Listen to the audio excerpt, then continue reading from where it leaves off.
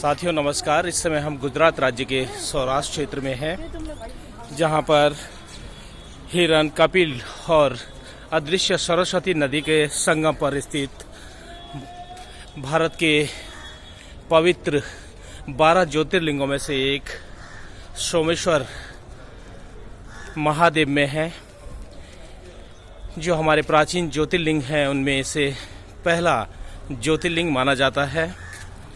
ये सरदार वल्लभ भाई पटेल जी का स्टेचू सोमनाथ मंदिर के कैंपस के अंदर।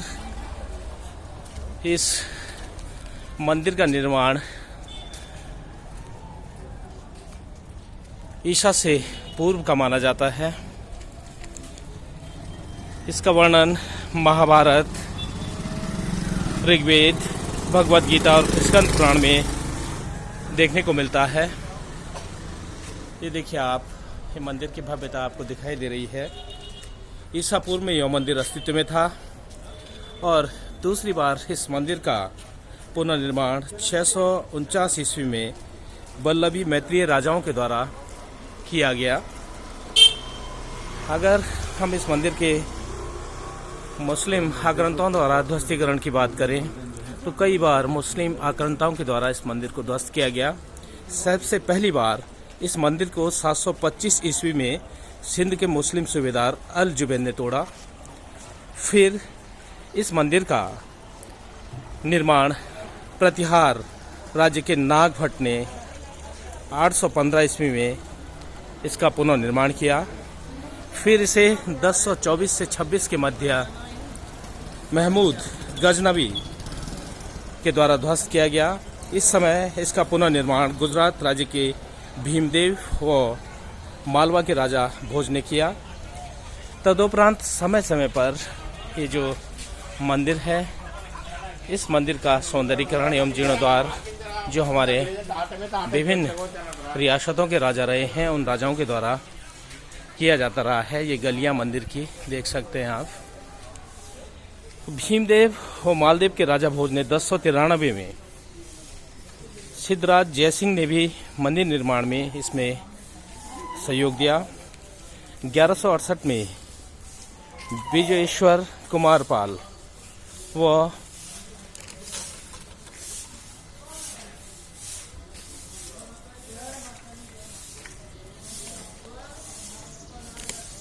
खंगार के राजा ने इसका सौंदर्यीकरण किया। ये देखिए आप, पुनः इस मंदिर को अलाउद्दीन खिलजी के द्वारा 1297 में अपने सेनापति नुसरत खान के माध्यम से ध्वस्त करवाया गया।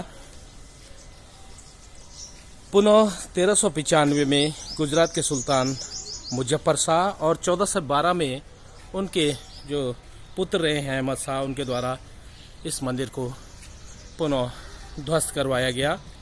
औरंगजेब ने 1665 और 1706 में इस मंदिर को लुटवाया, यहाँ पर तोड़फोड़ की। तब इंदौर की जो महारानी है, इंदौर की रानी ने जो अहिल्याबाई होलकर हैं, उनके द्वारा यहाँ पर मंदिर अलग से स्थापित किया गया, मंदिर बनवाया गया। और सबसे जो प्रमुख पहलू है, आज़ादी के बाद जो हमारे पहले गृह मंत्री रहे हैं सरदार वल्लभ भाई पटेल जी, जिनका स्टैचू अभी आपको दिखाया गया था, उनके द्वारा इस मंदिर का पुनर्निर्माण किया गया।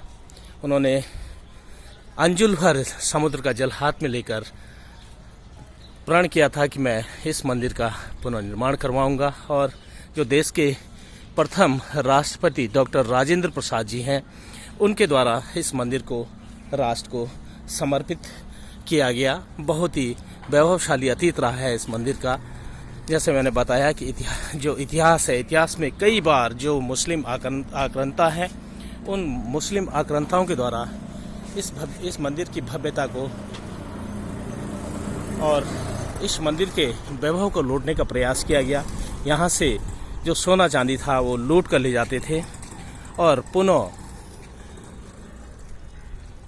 बार बार समय समय पर वो इस मंदिर को लूटते थे। ये देखिए आप, सामने अरब सागर का दृश्य आपको दिखाई दे रहा है।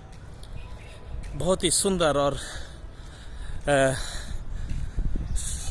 मन को मोह लेने वाले दृश्यों से लबालब ये हमारा प्राचीन ऐतिहासिक वैभव जो हम सबको इस चीज़ की गवाही देता है कि जो सनातन है, जो हमारा हिंदू धर्म है, उसमें कितनी सौम्यता है कि बार बार विदेशी आक्रांताओं के द्वारा मंदिर को ध्वस्त करने के बाद भी उनके द्वारा इस मंदिर का बार बार निर्माण किया गया, पुनर्निर्माण किया गया। लगभग 6 बार इस मंदिर को तोड़ा गया और 7वीं बार इस मंदिर का पुनर्निर्माण हमारे आदरणीय श्रद्धेय गृह मंत्री तत्कालिक समय के सरदार वल्लभ भाई पटेल जी के द्वारा किया गया। ये देखिए आप, अरब सागर का दृश्य बहुत ही मन को मोह लेने वाला, चारों ओर फैलाव इस सागरीय क्षेत्र का। सामने आप देख रहे हैं चारों ओर मंदिर ही मंदिर, बहुत सारे मंदिर इस क्षेत्र में हैं। बहुत शिवालय, बहुत से विष्णु के मंदिर, बहुत से सूर्य मंदिर, नागपाल मंदिर, क्षेत्रपाल मंदिर, हनुमान जी का मंदिर, भगवान श्री कृष्ण का मंदिर, क्योंकि एक आध्यात्मिक पुट भी इस क्षेत्र से जुड़ा हुआ है। सोम जो नाम है वो सोम नाम चंद्रदेव का है और कहा जाता है, जो हमारे पौराणिक गाथाएं हैं उनमें ये कहा जाता है कि जो चंद्रदेव थे, चंद्रदेव के द्वारा दक्ष जो प्रजापति थे उनकी 27 कन्याओं के साथ विवाह किया गया था और उनमें रोहिणी सबसे सुंदर थी और वो उससे प्रभावित थे, जिससे राजा दक्ष ने अपनी अन्य कन्याओं की जो उपेक्षा है उस उपेक्षा के मद्देनजर चंद्रदेव को श्राप दिया कि आप क्षय रोग से ग्रसित हो जाएं और इसके कारण चंद्रदेव का क्षय धीरे धीरे जो उनकी चमक थी वो मंदिर होने लगी। तो उन्होंने पुनः भगवान शिव की प्रार्थना इसी स्थान पर की और उस प्रार्थना के कारण भगवान शिव उनसे प्रसन्न हुए, उनका जो यश और वैभव था उन्हें पुनः प्राप्त हुआ। इस साथ साथ आप देखिए जो समुद्र की लहरें हैं, बहुत ही सुंदर और मन को मोह लेने वाली। और दूसरा जो पहलू है भगवान श्री कृष्ण से जुड़ा हुआ है। जब उन्होंने बैकुंठ धाम पधारे थे भगवान श्री कृष्ण, तो इसी स्थान से उन्होंने बैकुंठ धाम की प्राप्ति की थी। ये पौराणिक मान्यता है कि भगवान श्री कृष्ण यहाँ पर आराम कर रहे थे। उनके जो पाँव हैं, उनके पाँव को बहेलिया के द्वारा हिरण की आँख समझकर बाण चलाया गया और उससे भगवान श्री कृष्ण बैकुंठ धाम पधारे थे। तो ये पौराणिक जो महत्व है, पौराणिक महत्व भी इस क्षेत्र का मैंने आपको बताया। एक बार पुनः आप भगवान सोमनाथ जी का दर्शन कीजिएगा, अरब सागर का दर्शन कीजिएगा और सामने जो तमाम हमारे मंदिर फैले हुए हैं उन मंदिरों का दर्शन कीजिएगा।